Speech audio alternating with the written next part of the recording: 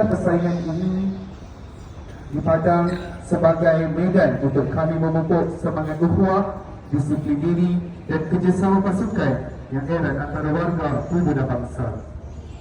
Ya Hafiz, Ya Muhaimin, gunakanlah kemenangan ini sebagai motivasi bagi yang berjaya dan jadikanlah kekalahan sebagai pengajaran serta azam untuk bangkit dengan lebih kuat di masa hadapan.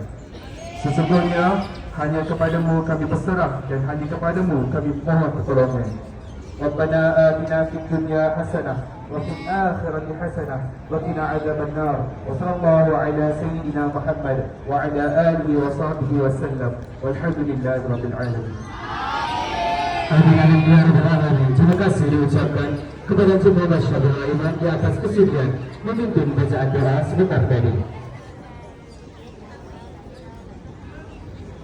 Bismillahirrahmanirrahim.